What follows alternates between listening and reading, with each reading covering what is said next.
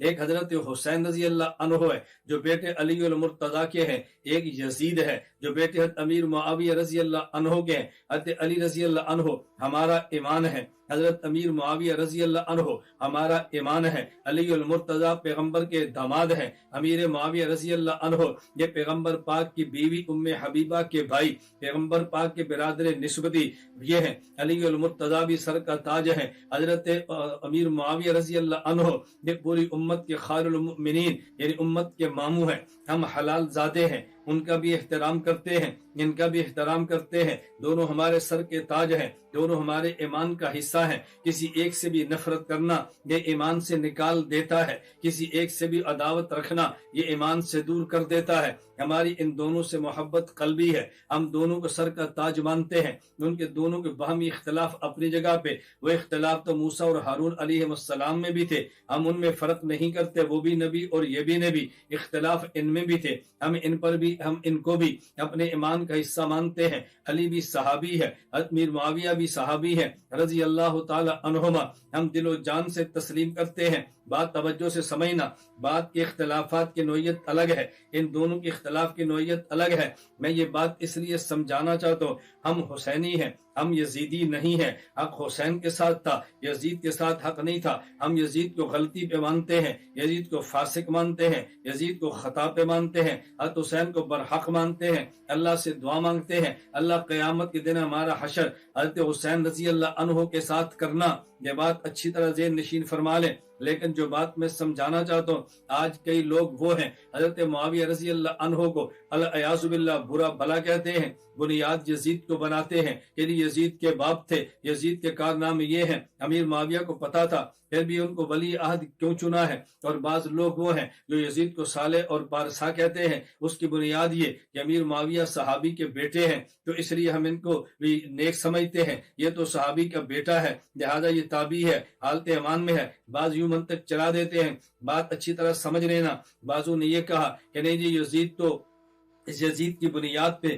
امیر معاویہ کو برا تھا، اور بعضوں نے کہا یزید بڑا اچھا تھا کیونکہ بعض صحابہ نے ان سے بیعت بھی کی ہے، تو صحابی تو غلط آدمی سے بیعت نہیں کر سکتے، صحابی تو برے آدمی کو اپنا ولی عہد نہیں بنا سکتا۔ اس غلط فہمی کے اندر کبھی مبتلا نہ ہونا، بات توجہ سے سمجھنا۔ یزید فاسق اور فاجر تھا، اور حضرت امیر معاویہ رضی اللہ عنہ نے اگر ولی عہد بنایا ہے، اس کی بنیاد یہ نہیں ہے کہ یزید نیک بہت تھا۔ توجہ رکھنا، اگر بعض صحابہ نے بیعت کی ہے اس کا معنی یہ نہیں تھا کہ یزید نیک بہت تھا۔ اصل مسئلہ یہ ہے خلافت میں دو چیزیں بنیادی ہیں، نمبر ایک انسان کا تقوی، نمبر دو تدبیر یعنی سیاسی امور میں ماہر ہونا۔ اگر کسی شخص میں دونوں صفتیں جمع ہوں، وہ سیاسی مدبر بھی ہو، وہ متقی بھی ہو، خلافت اس کا حق ہے۔ لیکن اگر دو لوگوں کے درمیان خلافت کے مسئلے پر اختلاف ہو جائے اور ان میں سے ایک متقی زیادہ ہو لیکن سیاسی امور میں تدبیر کم ہو، اور ان میں سے ایک بندہ جو سیاسی امور میں تدبیر زیادہ رکھتا ہو لیکن تقوی اس کا معیاری نہ ہو،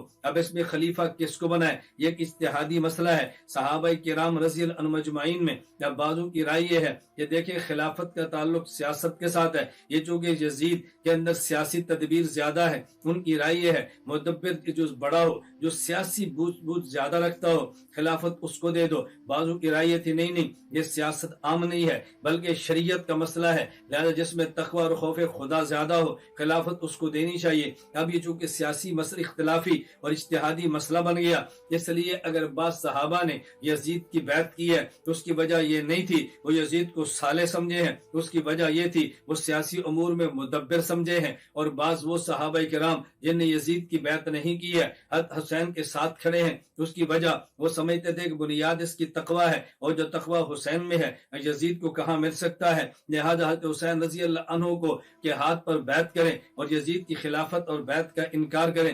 بس یہ اجتہادی مسئلہ تھا، تو نہ حضرت حسین رضی اللہ تعالی عنہ کی بیعت نہ کرنے والے اور صحابہ کرام یزید کی بیعت کرنے والے، اس کی بنیاد پہ یزید کو صالح کہا جا سکتا ہے، اور نہ یزید کی ہاتھ پر بیعت کرنے کی وجہ سے یزید کو صالح کہہ سکتے ہیں، وہ نہ یزید جیسے فاسق کو ولی عہد بنانے کی وجہ سے حضرت امیر معاویہ رضی اللہ عنہ پر زبان درازی کی جا سکتی ہے۔ یہ دو باتیں بالکل الگ تھلگ ہیں، اس کو سمجھنے کی کوشش کریں۔ اس لیے ہمارا موقف یہ ہے، ہم یزید کے ساتھ نہیں ہیں، ہم حضرت حسین کے ساتھ ہیں، یزید کے ساتھ قطعا نہیں ہے۔ ہم یزید کو فاسق سمجھتے ہیں، حضرت حسین کو صالح سمجھتے ہیں۔ یزید کو تابعی بھی سمجھنا مشکل ہے، حسین کو صحابی سمجھتے ہیں، کیونکہ تابعی کے لیے صرف مومن ہونا شرط نہیں ہے، صرف تابعی کے لیے صحابی کا بیٹا ہونا یا صحابی کی زیارت کافی نہیں ہے، صرف تابعی کے لیے ایمان پہ مرنا کافی نہیں ہے۔ صحابیت کے لیے بنیادی طور پہ 3 چیزیں ہیں۔